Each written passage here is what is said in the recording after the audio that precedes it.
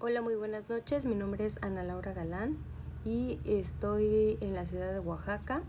Actualmente trabajo en la empresa Telcel y el día de hoy vamos a ver un poquito sobre la descripción y análisis de puesto y también sobre el reclutamiento de personal y selección de personal. Nos estamos basando en la información del libro de Chiavenato, versión 2007. Primero habríamos que definir qué es un puesto. El puesto se puede definir como una unidad de la organización que consiste en un grupo de obligaciones y las responsabilidades que los separan y distinguen de los demás puestos. Es decir, es una unidad que ocupa un lugar en el organigrama y esta se ve definida por diferentes responsabilidades, diferentes obligaciones y todo tiene que estar muy bien definido. También nos dice que es la relación de las responsabilidades, conjunto de todas aquellas actividades desempeñadas por una única persona que pueden ser consideradas en un concepto unificado y que ocupan un lugar formal en el organigrama, como acabé de mencionar.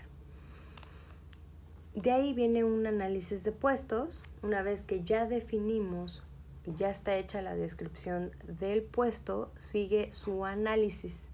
En otras palabras, una vez identificado el contenido intrínseco, aquí se divide en dos partes, intrínseco y extrínseco. Lo intrínseco es lo que se supone que es lo más coherente o lo más definido de un puesto, y lo extrínseco es lo externo, es la relación con los requisitos que el puesto impone a su ocupante. Entre ellos tenemos diferentes requisitos intelectuales, pero antes de eso, para que quede un poquito más claro la descripción de puestos en aspectos intrínsecos, nos dice, por ejemplo, el título del puesto, en nivel del puesto, subordinación, supervisión, relaciones. En dónde va a estar ubicado ese puesto, cuál va a ser el contenido, sus tareas, sus responsabilidades. Es todo lo que ya está hecho, lo que conlleva el nombre del puesto. Por ejemplo, en mi caso, asesor de servicio al cliente así se llama. Entonces, ese sería el título, asesor de servicio al cliente. En la ubicación del puesto, en el organigrama, sería jefe de centro de atención, supervisor, y ahí viene lo que es el asesor de servicio al cliente y estaría como en la tercera parte de jerarquía en el organigrama. El contenido del puesto, tareas o responsabilidades. En asesor de servicio al cliente, la tarea o responsabilidad sería entonces todo lo que nosotros hacemos diario, ¿no? Ventas, asesorar al cliente en cuanto a alguna duda que tenga sobre su plan de renta, aperturar nuevos servicios, promocionar nuevos servicios, etcétera, ¿no? Esas serían las tareas o responsabilidades. Todo eso sería la descripción del puesto en aspectos intrínsecos. De ahí vienen los análisis en los aspectos extrínsecos, que es como lo dice la palabra, externo. Factores de análisis, por ejemplo, los requisitos intelectuales, que ahí viene un poquito más amplio lo que es el análisis de puesto. Tenemos los requisitos intelectuales, entonces, donde vamos a tomar 5 aspectos principales, entre ellos la escolaridad, que es muy indispensable, la experiencia, adaptabilidad al puesto, iniciativa requerida y aptitudes requeridas.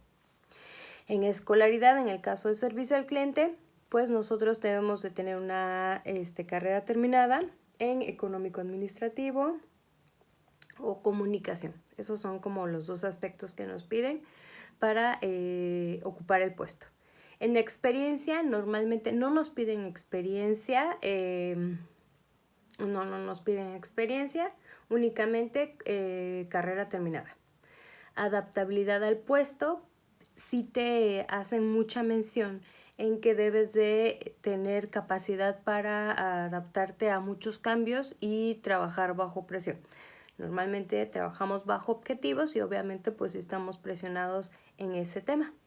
Una iniciativa requerida cuando ya cumpliste este tipo de requisitos, el reclutador hace una serie de preguntas, una serie de tests donde ven qué disponibilidad tienes ante ciertas circunstancias. Entonces, dependiendo del puesto, en este caso de asesor de servicio al cliente, sí es necesario tener mucha iniciativa para abordar al cliente, para ayudarlo, como para querer avanzar, para querer quedarse, porque obviamente cuando reclutas a un personal, el proceso es muy caro y lleva mucho tiempo, entonces sí te ven como o analizan esa situación de que sí te vayas a quedar o definitivamente no te ven como que quieras seguir trabajando ahí y vayas de paso.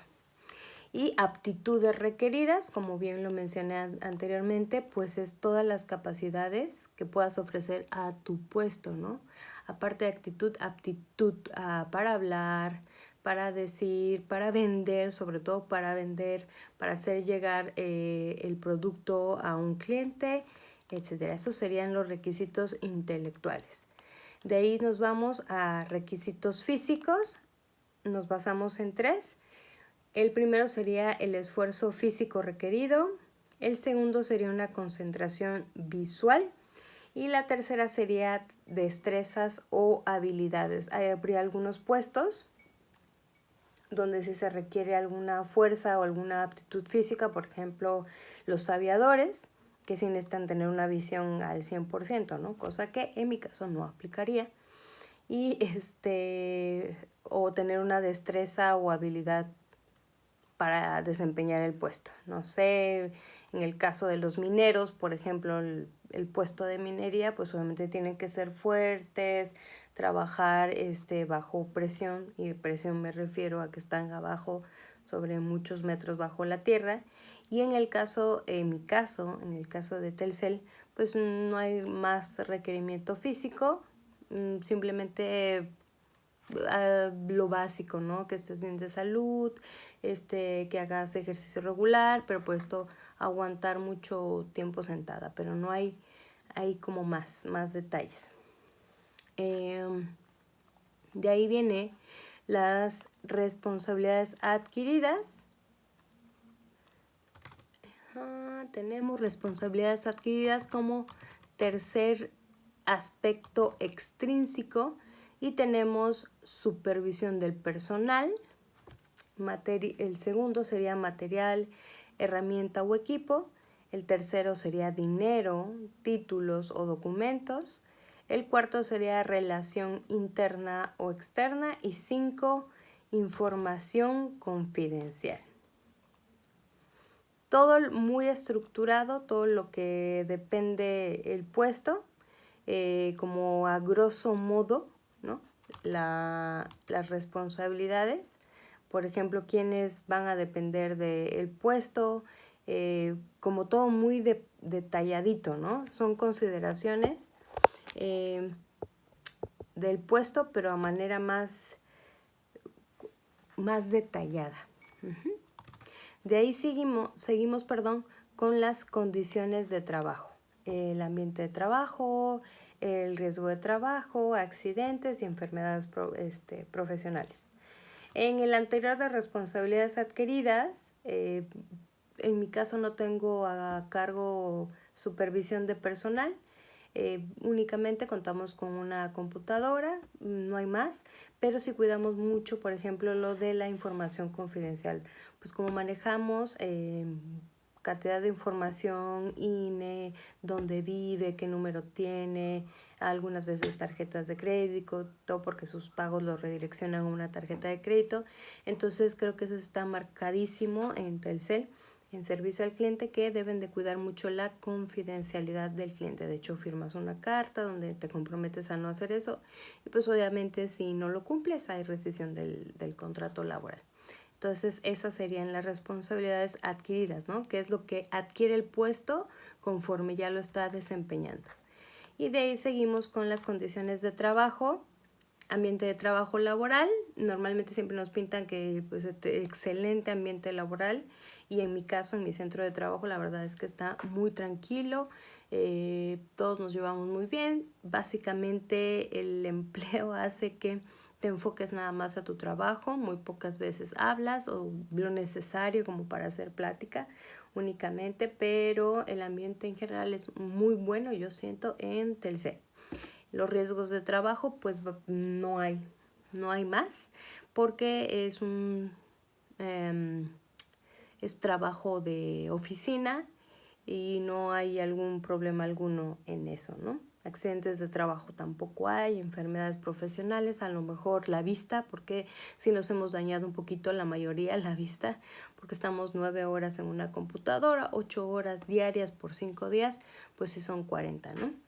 Entonces, sí, eso sí podría ser en las condiciones de trabajo. Ahora, una vez que ya tenemos esa descripción del puesto en los aspectos intrínsecos y ya en los aspectos extrínsecos, pasamos a la descripción. ¿Qué es lo que el ocupante hace, cómo lo hace y por qué lo hace?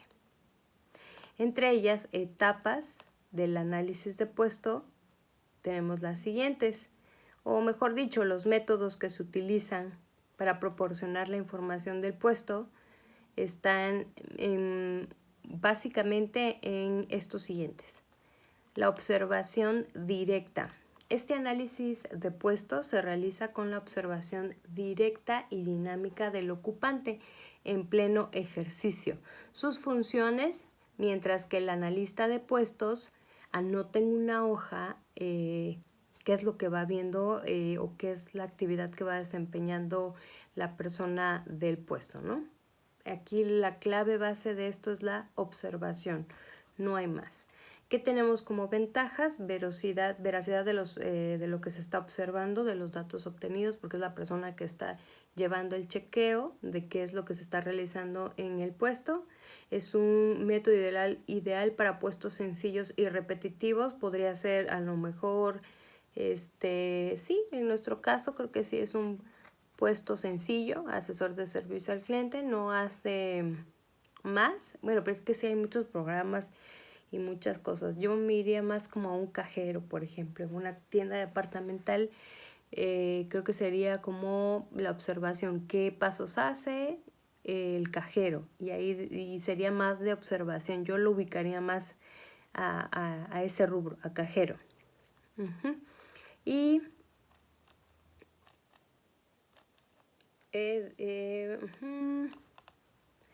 ¿qué es lo que está haciendo? Entonces, básicamente decíamos que la observación.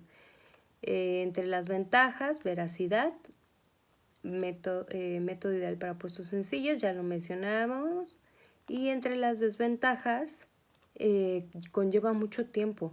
Es un costo muy elevado porque pues básicamente estar ahí parado viendo qué es lo que hace cada persona, y me imagino que no nada más se hace de una, sino se hacen de diferentes personas para que tener un como promedio qué es lo que hacen esas personas en el puesto. Y otra es pues que la simple observación sin el contacto directo y verbal con el ocupante del puesto no permite la obtención de datos verdaderamente importantes en el análisis, ¿no? Nada más está basado en un solo método, que es la observación, y a lo mejor no nos serviría tanto. Deberíamos de complementarlo con otras técnicas. Y esto lo debe de hacer el analista de puestos. De ahí sigue otro método, que es el cuestionario. En el cuestionario es una serie de preguntas y respuestas sobre el puesto que está desempeñando. Debe hacerse una prueba para determinar que las preguntas obviamente sean adecuadas, estén bien formuladas, y eliminar los detalles innecesarios. ¿Cuál sería una ventaja? Que el cuestionario puede ser contestado por los ocupantes del puesto, por sus jefes directos de manera conjunta o secuencial. Entonces hay una reducción económica, se hacen los folletos, las preguntas, se contestan, no afecta tiempo ni las actividades de los ejecutivos, porque no inmiscuyes nada de su tiempo, nada más se lo aplican. Muchas veces hacen encuesta vía internet ahora, con esto del COVID, pues ya se ha manejado mucho el internet, todas las ponencias, el reclutamiento de información, todo el procesamiento, pues se hace con una computadora. Entonces todos los cuestionarios en línea se contestan y se mandan. Entonces es muy económico y no afecta tiempo. ¿Cuál sería una desventaja? Que está contraindicado para puestos de bajo nivel por posible falta de interpretación. Como lo mencionábamos hace ratito, un cajero, por ejemplo, pues desafortunadamente hay algunas preguntas que no las pueda entender o pueda sobreentender, o no llegue a comprender qué es lo que estamos pidiendo en la pregunta, y ahí nos puedan contestar algo que no es. Entonces ahí podría no funcionarnos. También exige planeación y realización cuidadosa. Tenemos que hacer como las preguntas exactas para obtener buenos resultados. Y de ahí tiene a ser superficial y distorsionado, como lo mencionaba hace ratito. Creo que cuando es una pregunta abierta o son cuestionarios, como que la información es ahí se va, por así decirlo. Como pregunta esto, sí, respondo y va, se va. Entonces no lo veo tan viable. ¿Quién lo debe hacer? El analista de puesto. De ahí sigue una entrevista directa, creo que es el método flexible y productivo, es la entrevista. Y esta también debe de estar bien estructurada para una buena entrevista y tener buenos resultados. Debe de estar todo al 100 para que realmente valga la pena.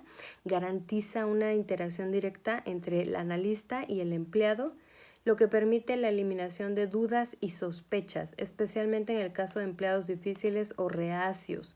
Como hay una serie de preguntas y se están viendo cara a cara, puedes ver la reacción de la persona y puedes deducir o decir, creo que esto no va para acá o allá. Es como más contacto directo, ¿no?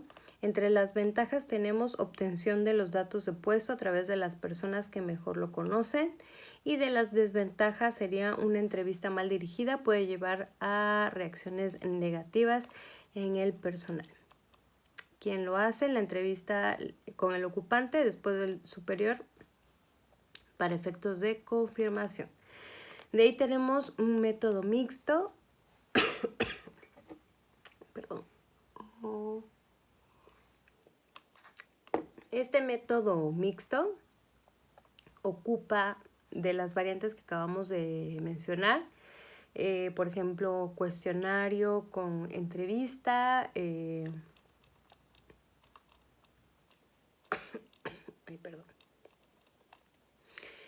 Cuestionario con entrevista, entonces conjuga dos, y esto como para eliminar el mayor número de desventajas, para tener como reforzar la información.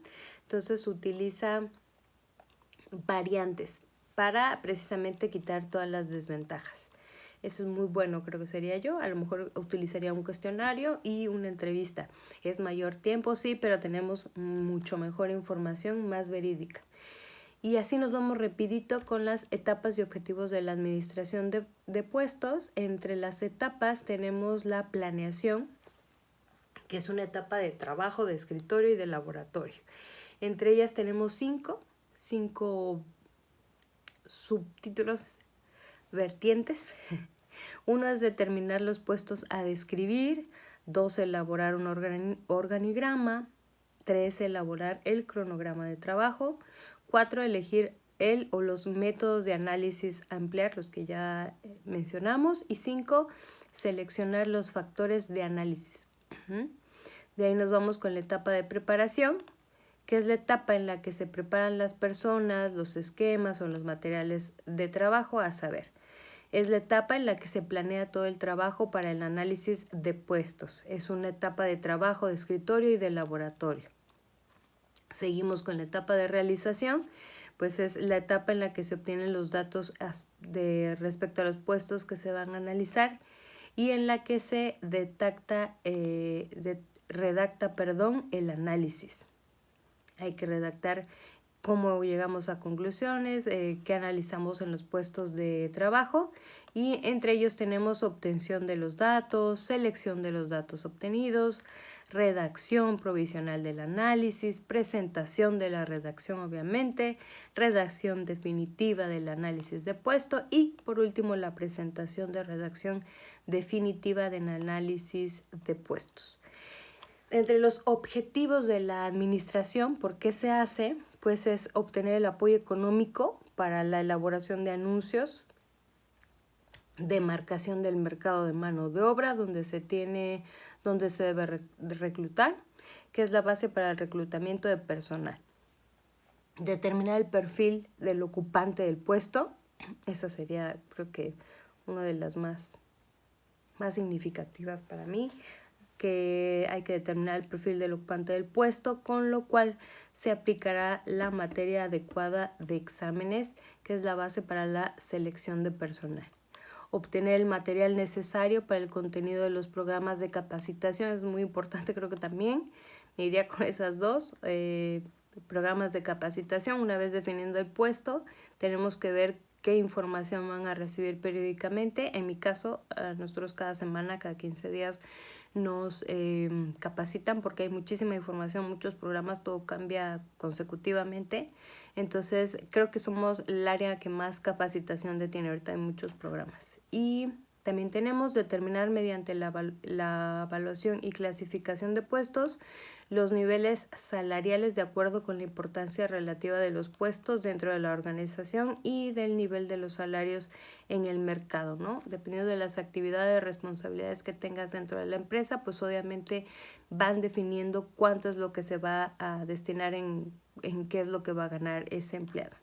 Estimular la motivación del personal para facilitar la evaluación del desempeño y del mérito funcional. Dependiendo de lo que hace, podríamos ayudarlo para que se sienta motivado dentro de la empresa. Sobre todo el crecimiento personal es muy importante. De ahí tenemos servir de guía tanto al supervisor en el trabajo con sus subordinados como al empleado en el desempeño de sus funciones. Y por último tenemos proporcionar información para la higiene y seguridad industrial con objeto de minimizar la insalubridad y el peligro en determinados puestos, ¿no? Una vez que determinamos, como hace ratito decíamos, hay puestos que demeritan mucho riesgo. Entonces, analizándolo, podemos ver qué riesgos corre el cliente y anticiparnos para que no pasen esas situaciones desafortunadas, ¿no? Entonces, eso sería todo de mi parte. Espero que tengan muy buena noche. Muchas gracias. Hasta luego.